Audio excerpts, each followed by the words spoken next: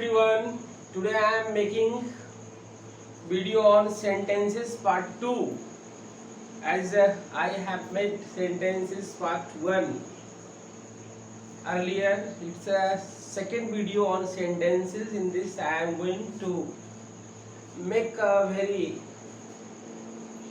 clear discussion on complex sentences. What is a complex sentence? मैंने आप लोग को सिखाया था कि कंपाउंड सेंटेंसेस, एक सेंटेंस मैंने सिखाया था क्या होता है, कंपाउंड सेंटेंस क्या होता है. once again I must have a recap. Means a sentence means a subject and a finite verb. Which is subject? It's a sentence. One subject, one finite verb is a sentence. If two independent sentences joined with coordinating connectors, मैंने आप लोग को सिखाया था find boys, F for, A for and, N for nor, neither, B for but, O for or, Y for yet. तो जो word उनसे connected हो that is compound sentence. In compound sentences both sentences are independent. There is no sense of dependence. तो अब बातें हो रही है कॉम्प्लेक्स सेंटेंसेस की. तो कॉम्प्लेक्स सेंटेंसेस में दो क्लाउज होता है. तो पहला टॉपिक है क्लाउज क्या होता है. If I write, complex sentences का मैंने यहाँ डिफिनीशन लिखा है. It contains a principal clause and one और more subordinate clauses. Principal clause means independent. If I write he goes where you want. मैंने लिखा he goes where you want. आप यहाँ पर देखते हैं दो सेंटेंस है. he goes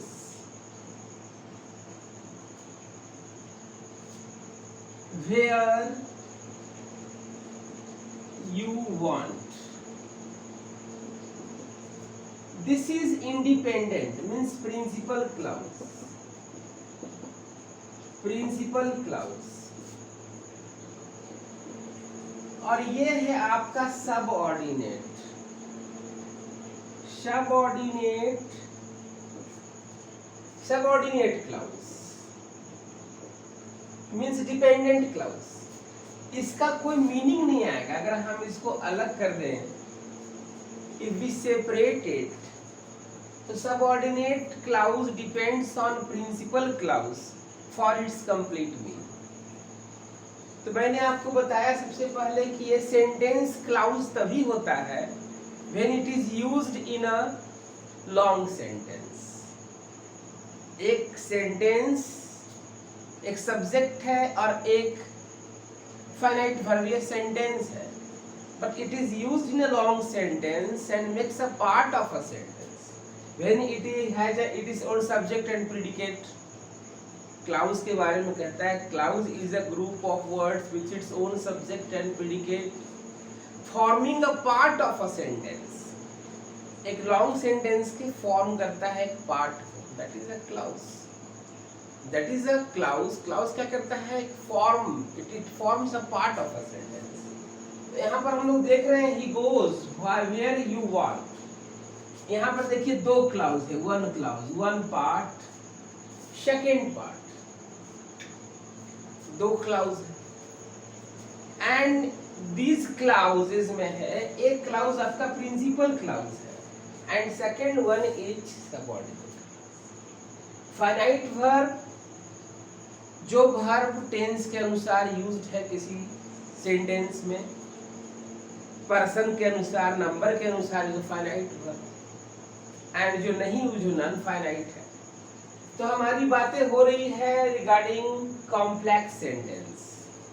तो जो सेंटेंसेस सबऑर्डिनेटिंग कनेक्टर से बना है, जहां पर आप देखते हैं सबऑर्डिनेटिंग कनेक्टर्स, सबऑर्डिनेट का मतलब होता है dependent, not free. It depends on the principal clause for its completely. तो जहां पर भी सबऑर्डिनेट क्लाउज है, एक long sentence, here you see two clause, here you see a sentence combined with a subordinate clause, उसको आप समझ लें that is a complex sentence.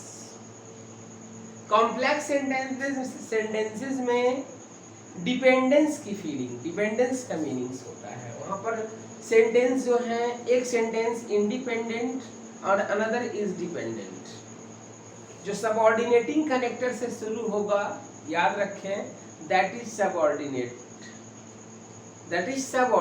Clause. जो सबऑर्डिनेटिंग कनेक्टर से शुरू होगा, तो सबऑर्डिनेटिंग कनेक्टर्स के बारे में मैंने लास्ट वीडियो में बताया था, as, when, if, what, where.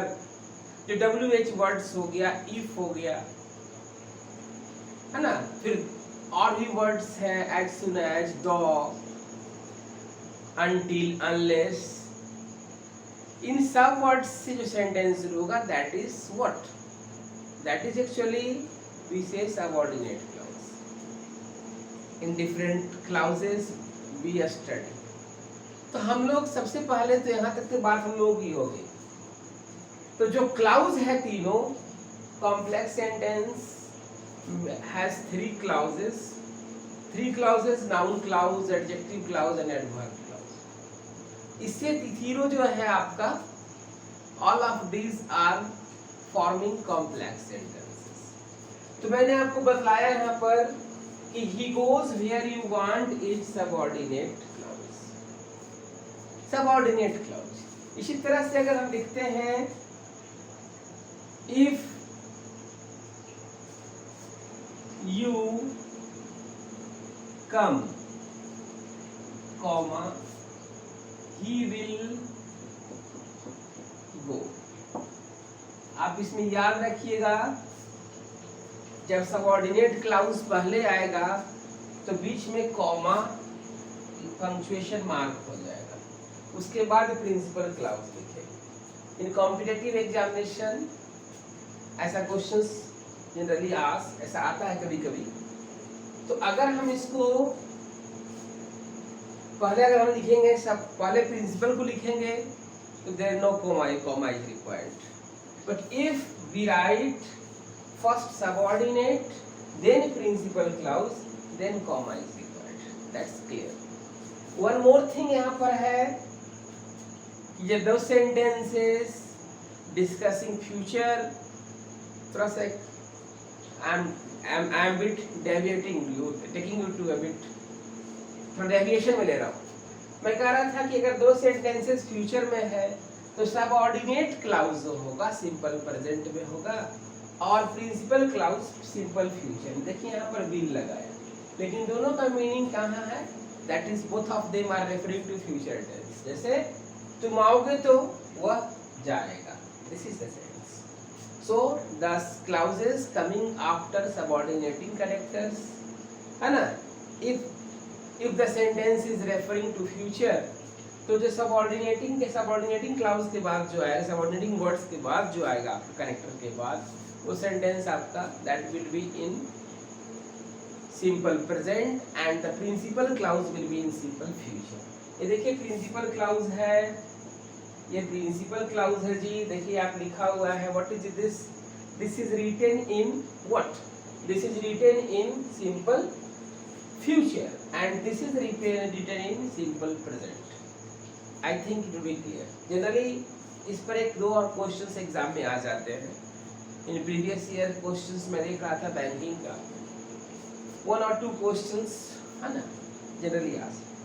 तो यहाँ पर आप देख रहे हैं ये आपका कॉम्प्लेक्स सेंटेंस हो गया, क्योंकि इसको अगर हम हटा देंगे तो इसका कोई नहीं, नो सेंटेंस फॉर्मेशन होगा। सेंटेंस देगा but it will be not giving complete meaning.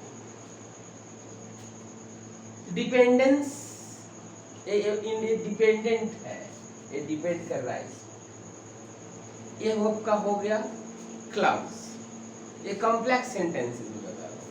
अब हम आपको लेकर चल रहे हैं नाउन क्लाउड्स की ओर। What's a noun clauses? Noun clauses क्या है मैं आपको लेकर चलता हूँ। I am going to make a very simple and comprehensive discussion of noun clause. Noun clause is a group of words. Noun clause is a group of word doing the work of a noun. Noun clause जो होता है एक group of words होता है जो noun का काम करता है ना। तो नाउन कैसे हम लोग पहचानेंगे? Very simple, just I am going to make it very simple and convenient to understand. It's my effort. I hope I will come up to your expectation. तो मैं कह रहा था नाउन क्लाउज हम कैसे समझे, कैसे कैसे हम लोग अंडरस्टैंड करें noun clause. Complex sentence 3 parts, मैंने फर्स्ट आपको कॉम्प्लेक्स सेंटेंस सिखा दिया। अब हम लोग चलते हैं नाउन क्लाउज की ओर। Noun clause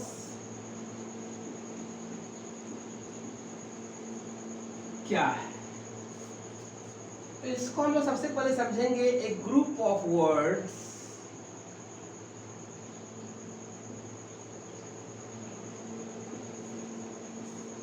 working as a noun.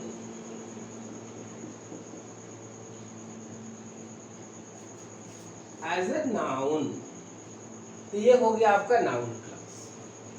हम अब आते हैं नाउन क्लाउज कैसे करेंगे।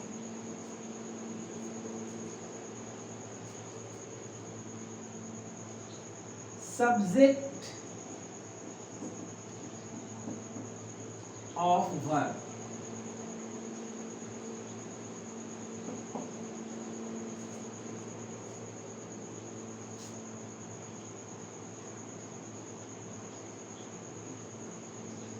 what you say is right.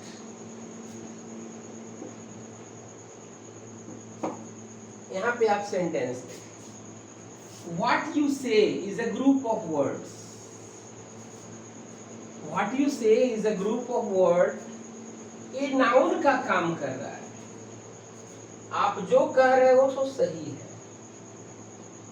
ये आपका हो गया is right प्रिंसिपल क्लाउज। ये आपका है noun clause.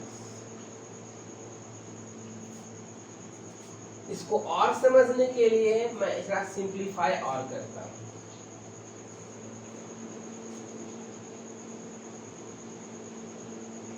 your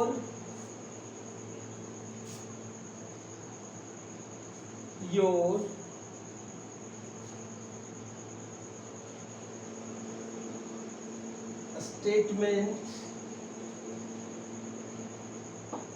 is right। मैंने लिखा your statement is right।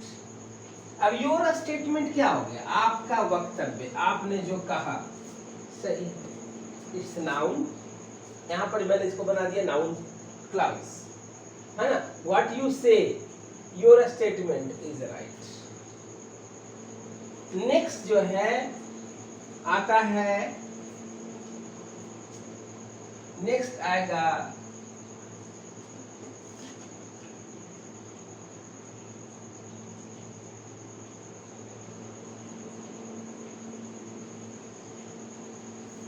Next noun clause जो है ऑब्जेक्ट ऑफ वर्ब। किसी भी वर्ब का object, object of verb. Noun clause as an object of verb, as an object of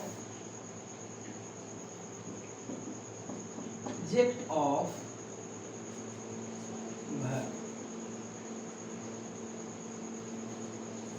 object of verb।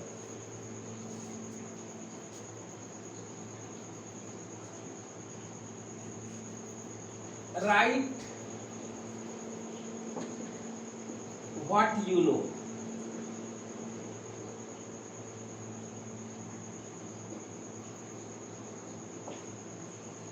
Verb उसी का ये ऑब्जेक्ट हो गया, object of verb.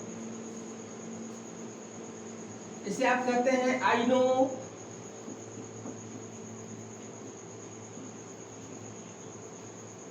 What you like. अगर हम इसको लिखते हैं I know your likes.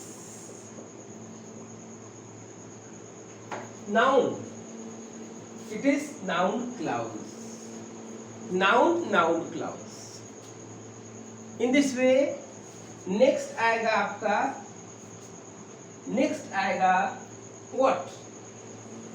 Object of, as an object of preposition.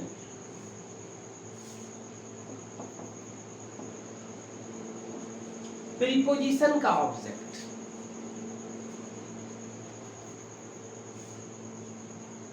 Your success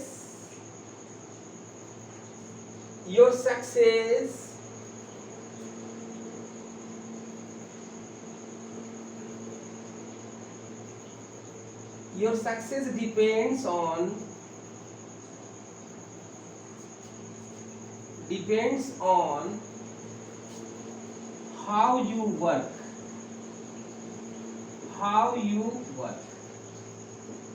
यहां पर आप देखें योर सक्सेस डिपेंड्स ऑन का ऑब्जेक्ट हो गया how you work is a noun clause, it is doing the work of noun. अगर हम इसको चाहें एक नाउन से रिप्लेस करना तो हम कर सकते हैं। इस सेंटेंस को हम लोग ऐसे लिख सकते हैं, योर सक्सेस डिपेंड्स ऑन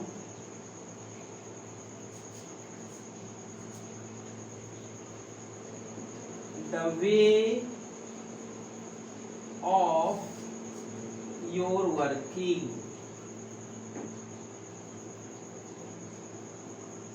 ये आपका हो गया simple sentence. Your success depends on the way of your working. इसी सिंपल को मैं कॉम्प्लेक्स बना दिया, means your success depends on how you work, object of preposition. Next इसमें आता है apposition to the noun and pronoun. किसी भी नाउन या प्रोनाउन को अगर उसके बारे में हम कुछ कहते हैं तो दैट इज व्हाट। जैसे द व्यू दैट ऑनेस्टी, अगर हम लोग लिखते हैं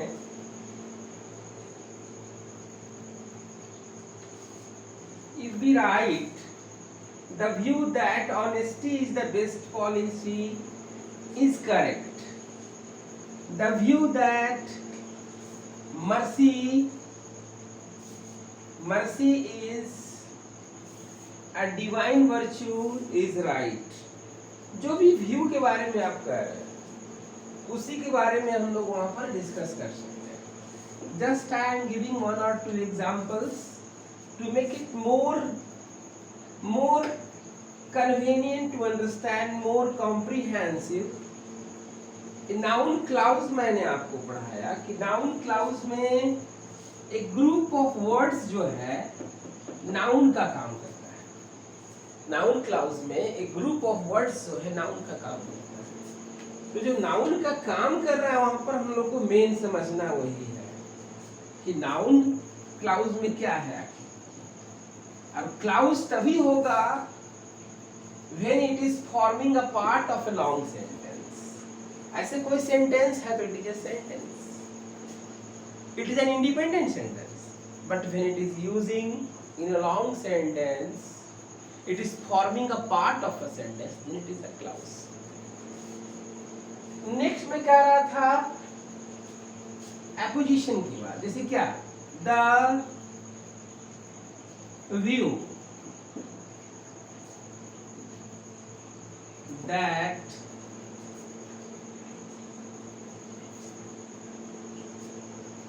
the view that mercy is a great virtue